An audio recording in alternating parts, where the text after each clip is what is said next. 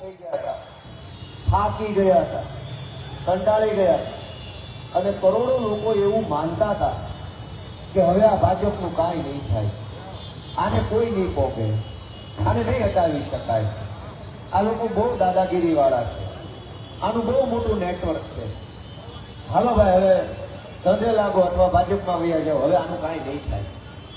આમ માનીને કરોડો લોકો ભાજપથી નારાજ હોવા છતાંય, ભાજપથી પીડિત હોવા છતાંય કશું કરી શકતા નહોતા અને પોતે લાચાર બનીને હતાશ થઈને કાં તો રાજકારણ છોડી દીધું, કાં તો ભાજપમાં જોડાઈ ગયા, આવું કરતા.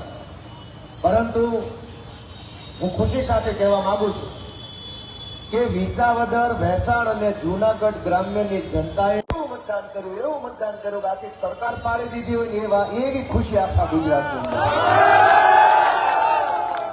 અને એટલે આ જીત, જો કોઈ એક ધારાસભ્યની જીત હોય તો રાજકોટમાં આટલો હરખ ન હોય, તો બનાસકાંઠામાં આટલી ખુશી ન હોય. ગોપાલ ઇટાલિયા, એના 5 માણસો, એના 5 સમર્થકો ને એની પાર્ટી આટલા જ રાજી થાય, ગુજરાત આખું રાજી ન થાય. પણ આ જીત માત્ર ગોપાલ ઇટાલિયાની જીત નથી, ગુજરાતના કરોડો લોકોની એક આશા અને સપનાની જીત છે. થોડુંક આમ પાછળ ફેરવો ને, જલ્દી કરો, આમ ફેરવી નાખો, આ બાજુ આવી રીતે કરો માથું. દોસ્તો, આ ચૂંટણી એ એક તરફ કરોડો રૂપિયા ભાજપની આખી સરકાર, ભાજપના તમામ સાંસદો, ધારાસભ્યો, મંત્રી, તંત્રી, બુટલેગરો, ગુંડાઓ, ભાજપની તમામ તાકાત એક બાજુ આખા વિસાવદરમાં અને એક બાજુ હું, અમારા ઈશુદાનભાઈ, મનોજભાઈ, અમારી નાની એવી આમ આદમી પાર્ટીની ટીમ અને વિસાવદર ભેસાણ પંથકના બળુકા ક્રાંતિકારી ખેડૂતો. એક તરફ અધર્મ, એક તરફ ધર્મ, એક તરફ અસત્ય, એક તરફ સત્ય, એક તરફ અનીતિ, બીજી તરફ નીતિ. અને ઇતિહાસ સાક્ષી છે કે જ્યારે નીતિ અનીતિની લડાઈ થાય, સત્ય અસત્યની લડાઈ થાય, ત્યારે હંમેશા સત્ય જીતે છે ને સત્ય વિસાવદરમાં જીત્યું દોસ્તો. એટલે આ આખા ગુજરાતના કરોડો લોકોના આંખોમાં જે ચમક આવી, ચહેરા ઉપર જે સ્માઇલ આવી, એ સ્માઇલ ગોપાલ ઇટાલિયા જીત્યો એની નથી, સત્ય જીત્યું એની સ્માઇલ આખા ગુજરાતના ચહેરા ઉપર છે. અને લોકો જાણે છે કે સત્ય શું છે, નીતિ કઈ બાજુ છે, જનતાનો પક્ષ કયો છે, લોકો બધું જાણે છે. અને એટલે આ રાજકોટના ચોકમાં ઉભો રહીને હું પહેલા અમારા મતદારો, અમારા વડીલો, અમારા માવતરોનો હૃદયપૂર્વક ખૂબ ખૂબ આભાર માનું છું કે એણે મત આપીને માત્ર ધારાસભ્ય બનાવવાનું નહીં, ગુજરાતના કરોડો લોકોને બેઠા કરવાનું કામ કર્યું છે દોસ્તો. એટલે આખા તમામ મતદારોનો ખૂબ ખૂબ આભાર માનું છું કે એમના એક મતથી કરોડો લોકોમાં હિંમત આવી. મિત્રો, આજે આ વિજય સંદેશ યાત્રા અહીંથી નીકળવાની છે. વિજય કોનો થયો છે? જનતાનો વિજય થયો છે. ગુજરાત આખાની જનતાના સપના અને આશાનો વિજય થયો છે, એ વાત તો બરાબર છે. પણ સંદેશ શું છે? વિજય સંદેશ યાત્રા તો હમણાં કાઢશું. વિજય જનતાનો થયો છે, પણ સંદેશ શું છે? સંદેશ એવો છે, વિસાવદરની જનતાએ આપણને 3 સંદેશ આપવાનું કામ કર્યું છે. પહેલો સંદેશ કે ભાજપ જેવી ભ્રષ્ટ, દુષ્ટ, ગુજરાત વિરોધી, જનતાને લૂંટનારી, શોષણ કરનારી પાર્ટીને હરાવવી જ જોઈએ, એ કોઈ સંજોગોમાં ન જીતવી જોઈએ. પહેલો સંદેશ વિસાવદરની જનતાએ.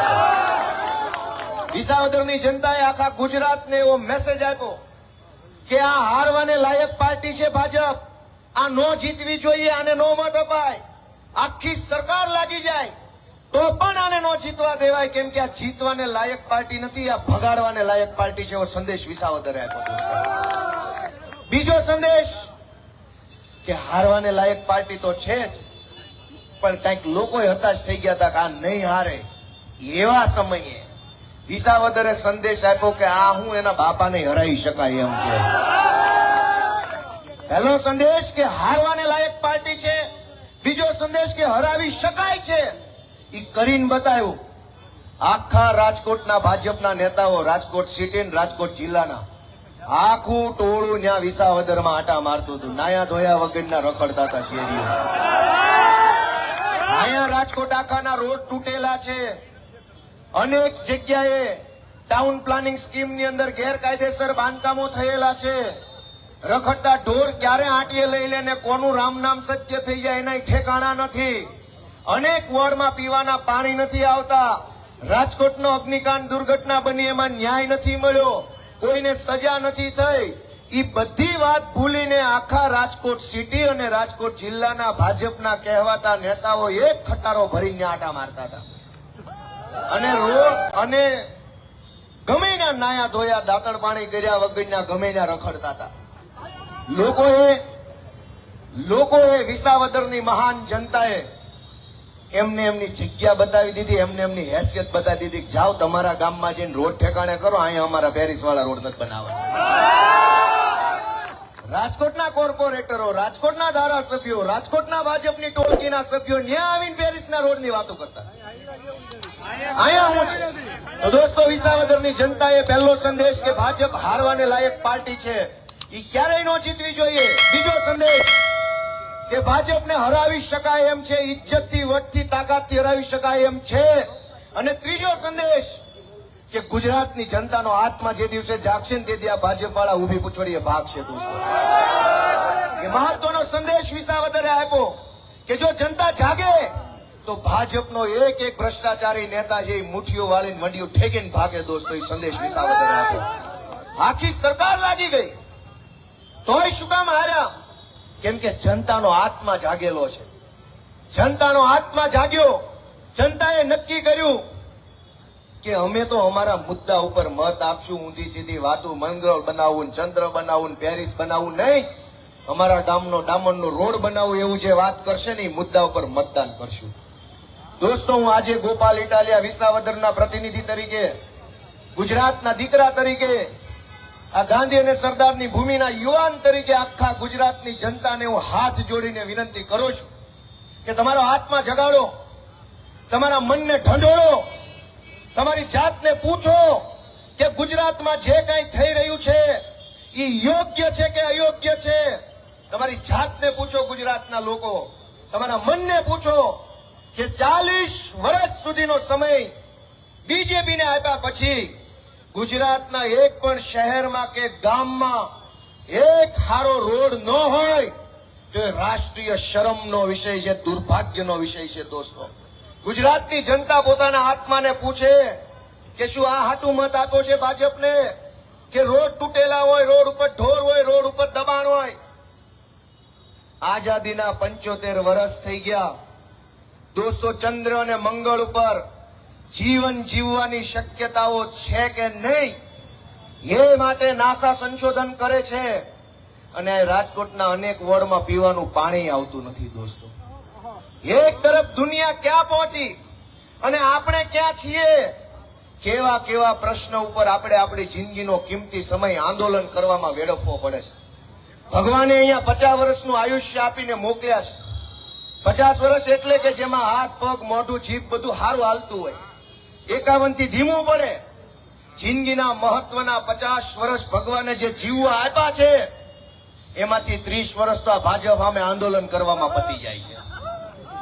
પીવાનું પાણી આપો આંદોલન, પેપર લીક બંધ કરો આંદોલન, રોડ બનાવો આંદોલન, બસો મોકલો અમારા ગામમાં સરકારી આંદોલન, ગામમાં શિક્ષક નથી શિક્ષક મૂકો આંદોલન, ફલાણો સાહેબ બહુ માથા ભારે છે એની બદલી કરો આંદોલન, જીએસટી ઘટાડો આંદોલન, મહાનગરપાલિકા આંદોલન, તાલુકા પંચાયત આંદોલન. આપણને એમ થાય ભગવાને આપણને આંદોલન કરવા જન્મ આપ્યો. આ ભારત દેશમાં આપણને એમના વગર માગે નહીં મળે કાંઈ? શું આપણા દેશના નાગરિક નથી? મિત્રો, આપણા આત્માને ઢંઢોળવાનો સમય છે. ગોપાલ ઇટાલિયા કે ઈશુદાન ગઢવી જરાય મહત્વના માણસો નથી, મામૂલી માણસો છે. જેમ તમે છો એમ હું એક નાગરિક છું. મહત્વનો આ દેશની લોકશાહી, આ દેશનું સંવિધાન અને સંવિધાનથી મળેલા સૌના અધિકારો એ મહત્વની બાબત છે. પણ તમે કલ્પના કરો કે ભાજપના રાજમાં આ રાજકોટમાં ગુંડાઓ જમીન ઉપર કબજો કરી લે, તો આખી સરકાર એ ગુંડાનું કાંઈ બગાડી શકે એમ નથી. હર્ષ સંઘવી ગમે એવી ફાંકા ફોજદારી કરે, પણ હર્ષ સંઘવીમાં કે એની પોલીસમાં એ દમ નથી. દોસ્તો, એ ગમે એવી ફાંકા ફોજદારી કરે, પણ હર્ષ સંઘવીમાં કે એની પોલીસમાં એ દમ નથી કે રાજકોટના એક લુખેશે જમીન દબાવી હોય તો એને મારી મારીને પૂઠા ફાડી શકે. એ દમ નથી. પણ તમે એક હેલ્મેટ પહેર્યા વગર નીકળશો તો તમને પકડવા રોડ ઉપર પોલીસ પણ છે ને માથા ઉપર કેમેરો પણ મૂકેલો છે. કા હેઠેથી પકડશે કા ઉપરથી પકડશે. તમે હેલ્મેટ નહીં પહેરો તો પકડશે, પણ દારૂ વેચવા વાળા, ડ્રગ્સ વેચવા વાળા, ભ્રષ્ટાચાર કરવા વાળા, જમીન પચાવી પાડવા વાળા, વ્યાજે રૂપિયા આપીને આત્મહત્યા કરવા મજબૂર કરવા વાળા, કોઈ એને કઈ કહેતું નથી. હવડી મોટી આખી સરકાર છે એ તમાશો જોઈ રહી છે, મુજરો જોઈ રહી છે. દોસ્તો, તમારા આત્માને જગાડો. પૂછો તમારી જાતને કે આવું ગુજરાત બનાવવામાં કઈક તમે એક બટન નથી દાબ્યું ને? પાપના ભાગીદાર આપણે તો નથી બન્યા ને? પૂછે પોતાની જાતને બધા લોકો. મિત્રો, ઘણી બધી વ્યથા કહેવા જેવી છે. કરોડો રૂપિયાની યોજનાઓ સરકારમાં બની જાય છે, પણ ગરીબ માણસના ઘર સુધી એક પાવલીનો લાભ નથી પહોંચતો. શિક્ષણના નામે 50 યોજનાઓ છે. સરસ્વતી સાયકલ યોજના, લક્ષ્મી બોન્ડ યોજના, MYSY યોજના, આ યોજના. માત્ર શિક્ષણના નામે 50 યોજનાઓ છે. પણ હું વિસાવદરમાંથી આવ્યો. વિસાવદરના અનેક ગામડામાં એક શિક્ષક વાળી શાળા છે. 200 વિદ્યાર્થી, વેકરિયા ગામ વિસાવદરનું 200 વિદ્યાર્થી ભણે છે ને એક શિક્ષક. યોજના 50 વિદ્યાર્થી 200 શિક્ષક 1. દોસ્તો, આપણો આત્માને પૂછો કે શું આપણે આ ગુજરાતી છીએ છીએ? આપણી જાતને પૂછો. મત આપવા જાઓ બૂથમાં ત્યારે ઉમેદવારની અટક જોઈને નક્કી ન કરો આ મારી જ્ઞાતિનો છે કે નહીં, પણ ઉમેદવારનું નામ જોઈને જોવો કે આ પાણીયાળો છે કે નહીં, આ ગામનો છે કે નહીં, આ માણાથી કઈ થાય એમ છે કે નહીં. દોસ્તો, આપણા આત્માને પૂછો. ઢંઢોરો પોતાના આત્માને અને પૂછો કે કેટલી વાર અટક જોઈને મત આપ્યા કે આ મારી જ્ઞાતિનો છે, અમારી નાતનો છે. ગમે એવો ખરાબ માણસ હોય, અમારી નાતનો છે તો એક બટન દાબીશ. આવી રીતે કેટલી વાર મત આપ્યા બધાએ. વિસાવદરની જનતાને હું તો સલામ મારું છું કે એ જનતાએ નાત નહીં, જાત નહીં, પાર્ટી નહીં, માણસ લાયક છે કે નથી એ જોઈને નાલાયકોને ભગાડ્યા અને લાયકને જીતાડ્યા છે. દોસ્તો, મિત્રો, એટલી બધી વ્યથાઓ છે. આજ ગુજરાતમાં ભાજપની સરકાર ગામડા ભાંગવા બેઠી થઈ છે. ગામડું એ ભારતની શોભા છે. ગામડું છે એ ભારતના માથા ઉપરનો મુગટ છે. ગામડાથી ભારત બને છે. ગામડાથી ભારતનું લોકતંત્ર બને છે. ગામડું ભારતનો આત્મા છે. પણ ભાજપના રાજમાં ગામડે ગામડે ભાજપના માણસોએ ગુંડાગીર્દી મચાવી છે. સરકારી અનાજની દુકાનમાં માથાભારે માણસો, ગામડાની સરકારી કચેરીઓમાં માથાભારે માણસો, ગામડાની અંદર બુટલેગરો માથાભારે, બીજી ત્રીજી તમામ વ્યવસ્થામાં ગુંડા બદમાશ માણસો હોય. તો પહેલા તો માણસ ગુંડાઓથી, માથાભારે માણસોથી થાકીને મજબૂરીમાં શહેરમાં આવે. ગામડામાં ખેતી સૌથી મોટો મુખ્ય વ્યવસાય છે, પણ ખેતીમાં પાણી નથી મળતું વર્ષોથી. જે કઈ મહેનત, પરસેવો, લોહી રેડીને ખેડૂત થોડો પાક પકવે એનો પૂરો ભાવ ન મળે, ટાઈમે બિયારણ ન મળે, ખાતર ન મળે, ખેતી છોડીને લાચારીમાં માણસ શહેરમાં આવે. નોકરીની તલાશમાં, વેપાર રોજગાર માટે લાચારીમાં માણસ શહેરમાં આવે. ગુંડાઓના ભયથી ગામડું છોડીને શહેરમાં આવે. અને અહીંયા આવે ત્યારે જથ્થાબંધમાં મોત આપે છે ભાજપ. જથ્થાબંધ મોત. મોરબીનો પુલ તૂટે, 150 જણાના મોત. રાજકોટનો અગ્નિકાંડ થાય, 50 જણાના મોત, બાકીનો આંકડો છુપાવી દે. વડોદરાની હરણી બોટ દુર્ઘટના થાય, 50 બાળકોના મોત, બાકીના આંકડા છુપાવી દે. રાજકોટ સુરતનો તક્ષશિલા કાંડ, 35 બાળકોના મોત, બાકીના આંકડા છુપાવી દે. ગામડામાં રહેવા લાયક આપણને રહેવા નથી દીધા. શહેરમાં આવો તો જથ્થાબંધમાં મોત આ ભાજપે આપણને આપવાનું કામ કર્યું. તૂટેલા રોડ, રોડ ઉપર ખાડા, સરકારી અધિકારીઓ બધા બાડા, એને કઈ દેખાય નહીં આપણી પીડા. દોસ્તો, એને આપણી પીડા નો દેખાય. એક લાચાર માણસ 10 વખત 20 વખત ધક્કા ખાય, સરકારી માણસ એમ કે થાઈ કરી લેજે જા. આખા ગુજરાતના સરકારી માણસો અને ભાજપના નેતાઓ આમ જનતાને એવો જવાબ આપે છે, થાઈ કરી લેજે. ભાઈ, અમારથી થાય એમ હોત તો તારી પાસે થોડા આવ્યા હોત. થાઈ કરી લેવા માટે તને કલેક્ટર બનાવ્યો, તને પીએસઆઈ બનાવ્યો, તને મામલતદાર બનાવ્યો. શું કામ? કે જે થાય હવે તો તારી સહીથી થશે, એટલે તું કઈક કર તો અમારું કઈક થાય. એના બદલે ગુજરાતભરના લોકોએ ભાજપને ઊંધું માથું રાખીને, આંખો બંધ રાખીને વારંવાર ઝીકમ ઝીક મત આપ્યા ભાજપને. એના બદલામાં સરકારી તંત્ર થાઈ કરી લેજો. હવે તમારે નક્કી કરવાનું છે, થાઈ કરી લેવું છે કે હજુ સહન કરવું છે. અને તમને એમ હોય કે અમારાથી શું થાય, તો વિસાવદર વાળી થાય એમ છે તમારાથી, જો ધારો તો. કરવી છે વિસાવદર વાળી, કરવી છે વિસાવદર વાળી, રાજકોટમાં વિસાવદર વાળી, વિસાવદર વાળી, નાખો ઊંધે કાન. દોસ્તો, અન્યાય સહન કરવાની એક હદ હોય, અન્યાય સહન કરવાની એક હદ હોય. આજ જમાનો એવો છે કે બાપ દાદાની જમીનનો ભાગ પડે અને 10 ફૂટ જમીન જો આપણામાં ઓછી આવે ને તો સુપ્રીમ કોર્ટ સુધી લડી લેવાની તૈયારી હોય છે. હગા ભાઈને જો 1 ફૂટ વધારે જાય તો સહન નથી થતું.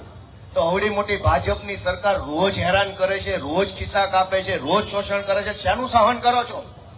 હગા ભાઈનું કોઈ સહન કરવા તૈયાર નથી. બાપ દાદાની મિલકતનો ભાગ પડે તો ઓછું કોઈ લેવા તૈયાર નથી. તારીખ પે તારીખ થાય તોય અનેક કેસ કોર્ટમાં હાલતા હોય. શું કામ? કે મને જમીન ઓછી મળી, મને આ મકાન ન મળ્યું, બાપાનો હાર ન મળ્યો બાનો.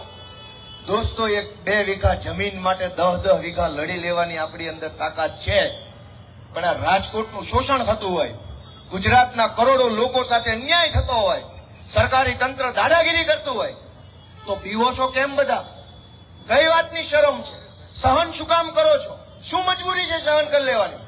વિસાવદરની જનતા તમને સંદેશ આપે છે કે બોલતા શીખી જાઓ, અવાજ ઉઠાવતા શીખી જાઓ. આત્માને જગાડો સંદેશ વિસાવદર કહેવો દોસ્તો. અને આ સંદેશ બોલતા શીખો, અવાજ ઉઠાવતા શીખો. ખોટું થતું હોય ત્યાં વિરોધ કરો. એ સંદેશ લઈને આ વિજય સંદેશ યાત્રા આખા રાજકોટની અંદર લઈ જવાની છે તમારે ઘર ઘર. હું તો આ રૂટમાં 1 કિલોમીટર કે 2 કિલોમીટર હઈશ, પણ વિસાવદરની જનતાએ જે સંદેશ આપ્યો છે એ સંદેશ રાજકોટના એક વ્યક્તિ સુધી પહોંચાડવાની જવાબદારી તમારા બધાની છે એવું હું માનું છું. દોસ્તો, એ જવાબદારી નિભાવશો કે કેમ કરશો? જુસ્સામાં હા પાડી દીધી કે કરશો? દોસ્તો, ગુજરાત કરોડો લોકો મારી તમારી જેવા આમ આદમી પાર્ટીના કાર્યકર્તા પાસે આશા રાખે છે. એક આજીજી ભરી નજરથી જોવે છે કે જુવાનિયાઓ તમે કઈક કરો, બોલો, બાંધો, અવાજ ઉઠાવો, આ ભાજપ વાળાથી છોડાવો અમને. આખું ગુજરાત આપણી આશા રાખીને બેઠું છે. આપણી જવાબદારી બહુ મોટી છે, નાની ન સમજતા.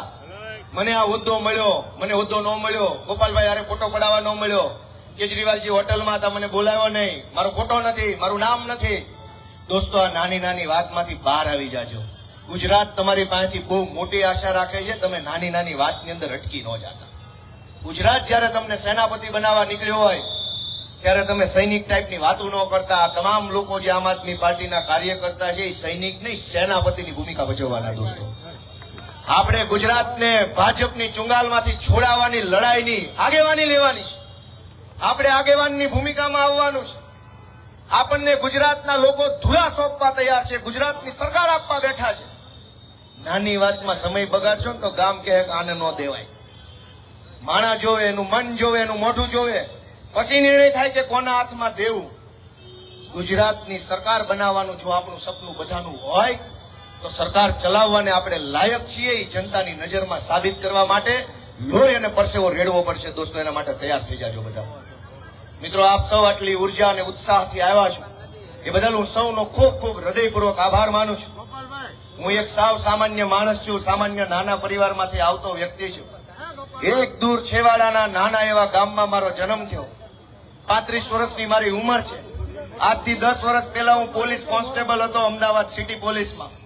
રોડ ઉપર, રસ્તા ઉપર જ્યાં બંદોબસ્તમાં મૂકે ત્યાં વિસલ મારતો, મજા કરતો, પોલીસ કોન્સ્ટેબલ તરીકે એમ લાગતું કે વાહ હું કઈક બની ગયો. પણ જ્યારે મેં વિચાર્યું, મેં મારા આત્માને જગાડ્યો, મેં મારી જાતને પૂછ્યું કે શું આ ગુજરાતમાં જે થઈ રહ્યું છે એ યોગ્ય છે?